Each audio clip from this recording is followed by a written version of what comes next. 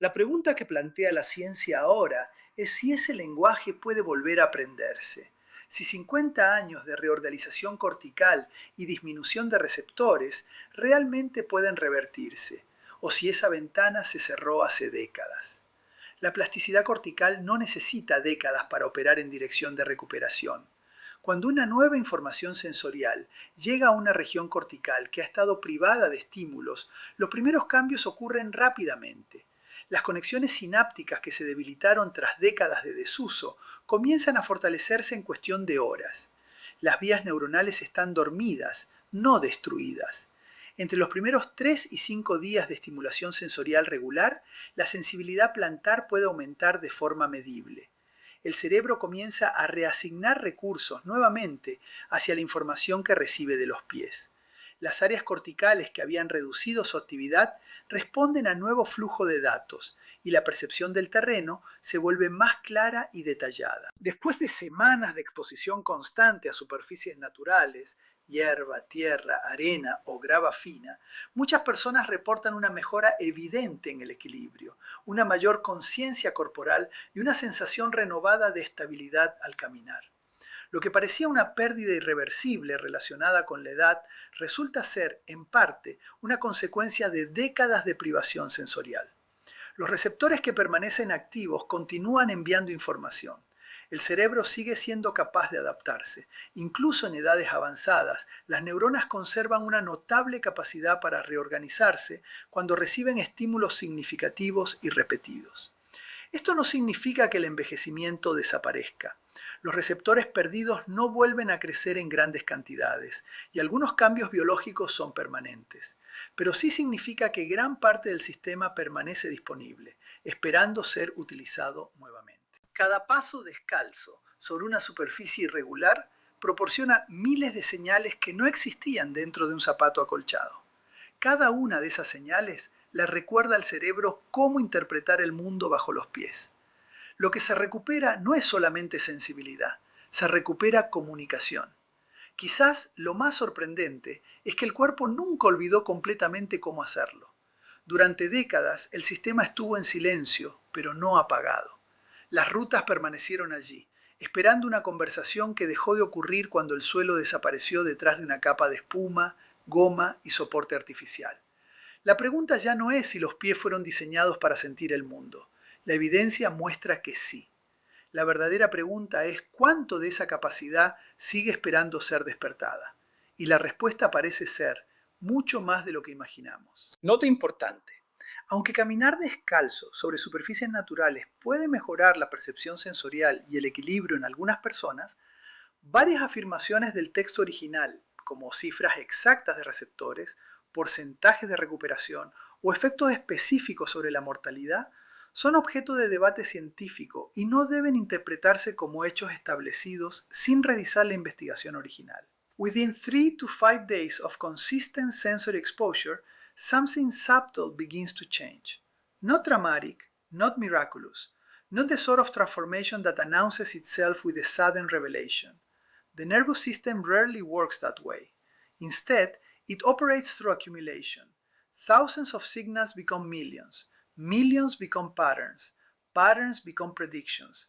And predictions become abilities that feel so natural you forget they were ever absent. The first thing most people notice is not balance, it is awareness. A surface that once felt like a generic patch of ground begins separating into distinct textures. Grass is no longer simply grass. Dry grass feels different from wet grass. Morning grass differs from evening grass.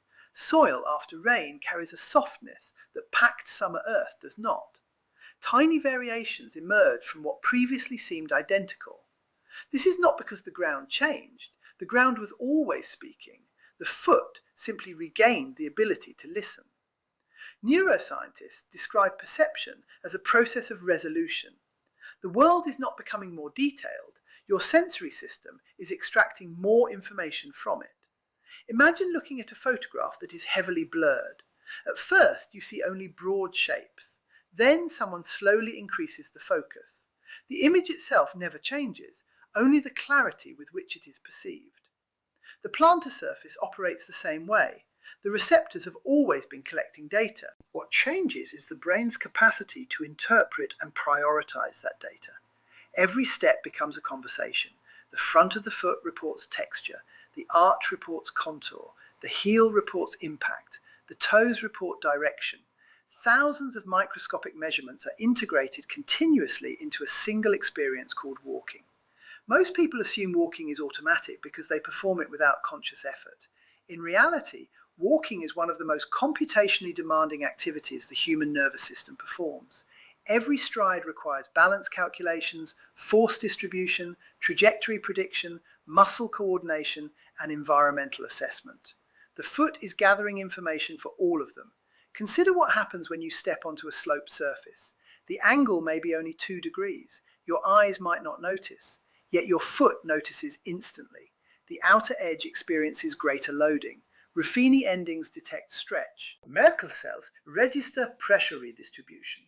Within fractions of a second, ankle muscles activate to compensate. Your posture adjusts before conscious awareness arrives. You never think about it. The adjustment simply happens.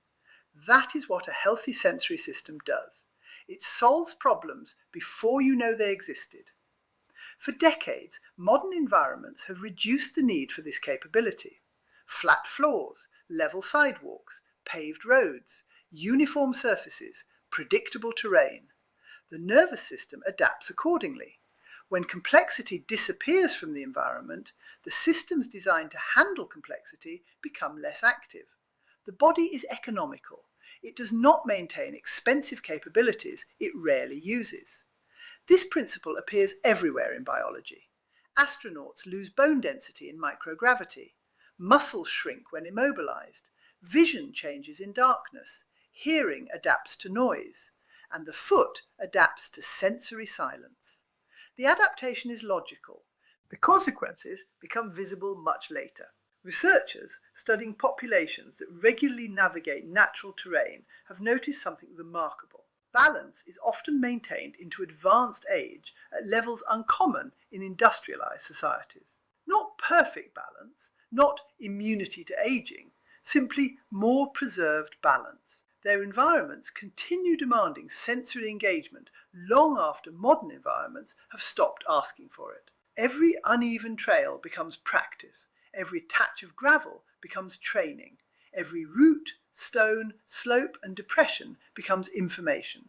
The nervous system receives a daily workout without ever entering a gym. This is important because balance is not strength. Many people confuse the two. Strength can compensate for poor balance. But balance itself is a sensory skill. A person can possess powerful leg muscles and still fall. The muscles execute commands. The sensory system determines which commands are necessary. Without accurate information, strength becomes reaction without guidance. Imagine driving a powerful car through dense fog. The engine works perfectly. The steering responds instantly.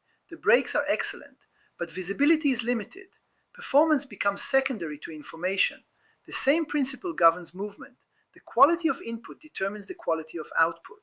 As sensory input improves, movement often changes in unexpected ways. Stride length adjusts. Foot placement becomes more precise. Muscle tension decreases. The body stops preparing for uncertainty because uncertainty decreases.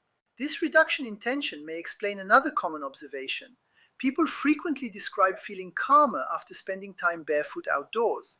The explanation may not be mystical, it may be informational. An environment that provides rich sensory feedback reduces ambiguity. The nervous system gains confidence in its predictions. Confidence reduces unnecessary muscular guarding. Guarding consumes energy. Its reduction feels like relaxation. In this way, perception and emotion become linked through physiology. The body trusts what it can accurately sense. The connection extends even further. Modern neuroscience increasingly recognizes that cognition is not confined to the brain. Thinking emerges from interaction between brain, body, and environment. The quality of sensory information influences attention, decision-making, and awareness itself. When sensory channels are impoverished, experience narrows.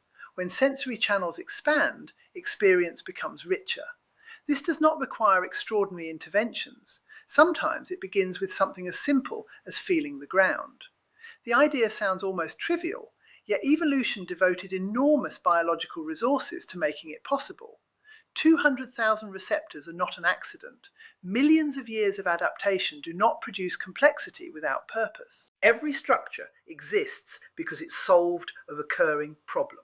The foot solved the problem of remaining upright on an unpredictable planet. For nearly all of human history, unpredictability was normal. Terrain changed constantly, weather altered surfaces daily, roots emerged, rocks shifted, mud formed, streams flooded. The nervous system evolved, expecting this variability. Then civilization arrived. Predictability became an engineering goal.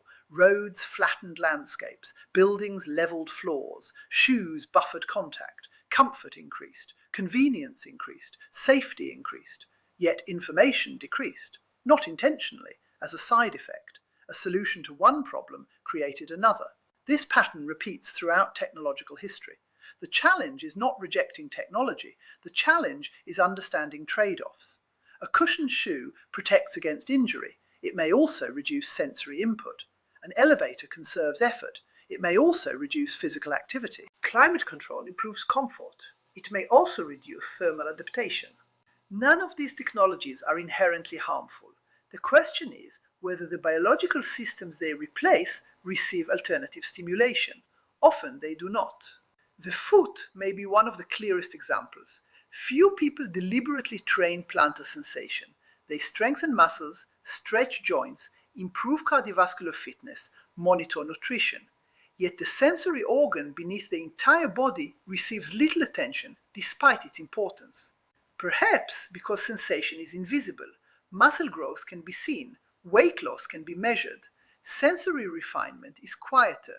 Its benefits emerge gradually. A stumble avoided, a step corrected, a posture improved, a confidence restored. Small outcomes accumulate. Eventually they become significant. By the second or third week of consistent sensory engagement, many individuals notice that uneven ground no longer feels threatening. It feels informative. This distinction matters. Threat and information activate different neural pathways. Threat narrows attention. Information expands it. Threat encourages rigidity. Information encourages adaptability. Rigid systems break. Adaptive systems adjust. Balance depends on adaptation.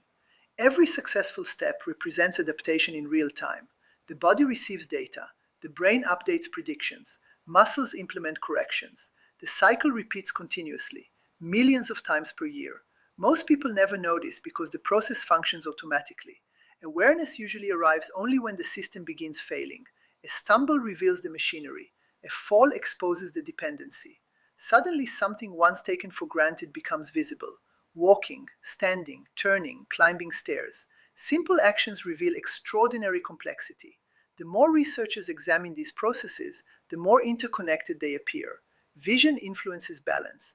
Balance influences confidence. Confidence influences activity. Activity influences health. Health influences longevity. A receptor in the sole of the foot may seem distant from these outcomes, yet biological systems operate through chains.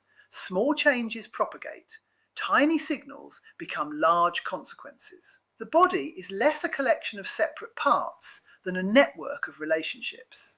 Change one relationship and others respond. Restore sensory information and motor behavior changes. Change motor behavior and physical activity changes. Change physical activity and overall health changes. The chain continues. This perspective alters how aging itself is viewed. Traditionally, aging has been treated as inevitable decline, a gradual loss of function across every system. Modern research paints a more nuanced picture.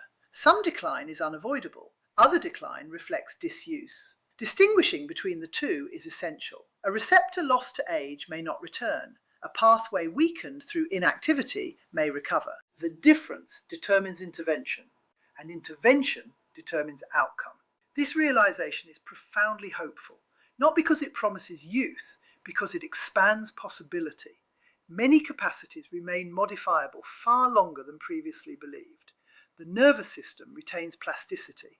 The muscles retain adaptability. The brain retains learning capacity. even late in life, especially when provided meaningful stimulation.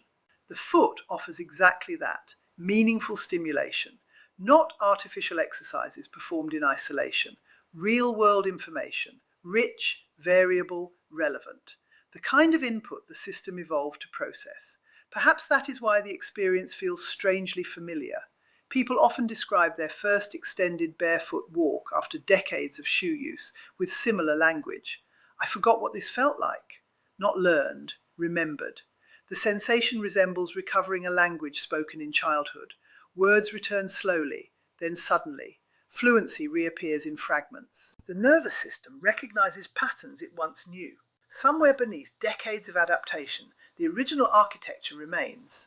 Waiting, not demanding, not forcing, simply available. Every patch of grass, every stretch of sand, every natural surface becomes an invitation, not to reject modern life, not to abandon footwear entirely, but to restore a conversation interrupted long ago, the conversation between the body and the ground beneath it. A conversation older than civilization, older than agriculture, older than language itself. A conversation written into nerves, muscles, and cortex long before the first shoe was ever made. And perhaps the most remarkable part is this. The earth never stopped speaking, only the listening changed. The receptors remain, the pathways remain, the possibility remains. One step, then another. The signal returns, the map expands, the system remembers, and the story that began with silence slowly becomes one of sensation again.